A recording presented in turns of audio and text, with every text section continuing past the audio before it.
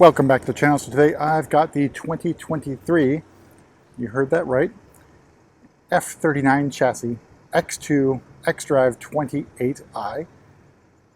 So it's a 2-liter 4-cylinder engine, turbocharged of course, 228 horsepower and 258 torques. So the 23 model began production in March of this year. This is our first one that we've had arrive that I can recall. So it's in a new color for the X2. It's Skyscraper Grey, which of course is also on a variety of other cars, including the i4, M3, M4, now the 3 Series as well.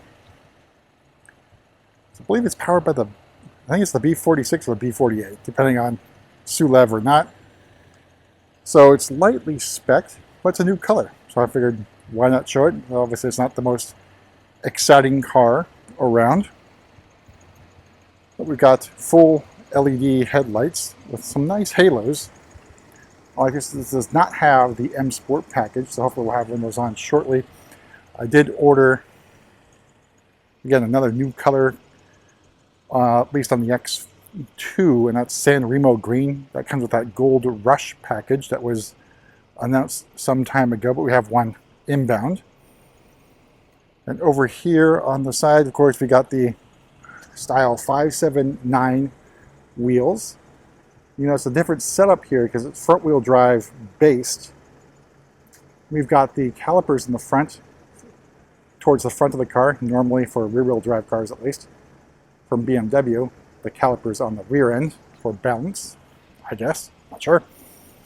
Then out back, our brakes are towards the back of the car rather than facing towards the front, so slightly different.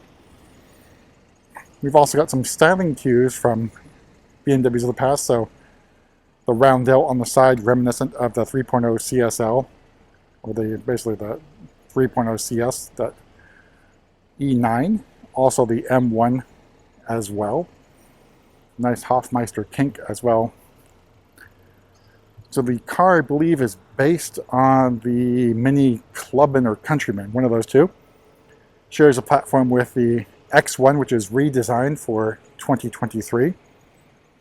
And it looks like it might get chased off here. We'll have to wait and see.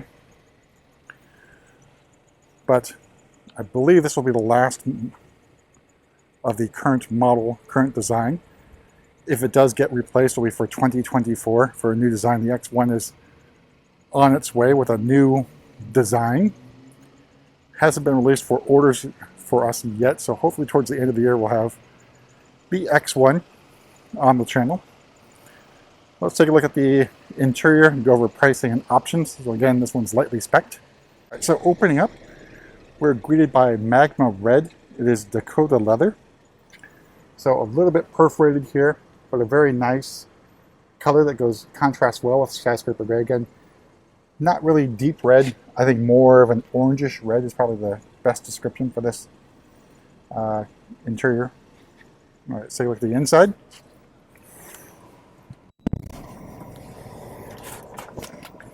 All right, so we've got some interesting stuff going on here. So this is one of the older platforms on the BMWs. It's iDrive 6, if you can actually believe that. So we don't have live cockpit. We have basically faux digital gauges here. So throwing it back to the old school. Then iDrive 6 here. Nice interior trim as well. Looks like black. All right, so pricing and options. So X2 starts at $38,600. The metallic paint, $550. The Magma Red Dakota leather, another $1,450. So again, that's a pretty big investment for leather, but I figure it's probably the best contrast rather than going, say, boring with, say, black or even a beige. Convenience package for $2,250. Let's get you a few things. Power folding mirrors, comfort access, keyless entry, which I think is a must. And lumbar support as well. Everything else included, no other options on this vehicle. So total MSRP of $43,845. Again, lightly spec. You can get premium package. You can also get heads-up display for the X2. But you're sort of like stepping back in time in terms of design and the interior.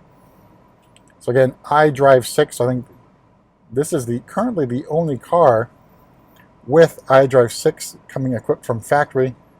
That's because it has not been redesigned like the X1 on its way. But that's it. I mean, iDrive 6 you guys should hopefully all be familiar with. So basically we're about two operating systems, well, you are two operating systems behind on the 23X2. Take a look at the rear space as well. Alright, so opening up Dakota leather in the back, take a seat in the rear. So we've also got panoramic moonroof. It's actually pretty large. For leg room, not bad. So I have the driver's seat where I would normally sit. Pretty decent leg room and knee room. And actually, I'm surprised that we have pretty decent headroom. So I'm sitting all the way back. Obviously I don't have a lot of room, but I'm not hitting the headliner yet. Obviously on a bump, that's probably going to be a different case, but it's not bad given the design of the X2. So not bad in the back for a small family. Take a look at the trunk in a moment. So you can see, unlike the, say, the X4 and X6 coupe style SAVs, this roof sort of slowly slopes down, so not giving you that constraints that the X4 and X6 have. And out in the trunk area, it's actually a pretty decent sized trunk. We do have some hidden space underneath the floor compartment. So it's actually a pretty good, in terms of trunk space, luggage space, storage, whatever you want to think about it. And again, power trunk. Of course, this probably is going away in terms of the hands-free operation on the tailgate. But we'll take one more walk around Skyscraper Grey, which looks pretty damn good. Sort of maybe a little bit darker than Glacier Silver. At least some new colors are coming to the X2. So I'll try and get that Gold Rush San Remo green one on there. I think that's actually going to look pretty good. But that's it for a quick tour around the 2023 X2. And we'll see you at the next video. I should also note, currently there's no M35i version, which is strange. But that's it.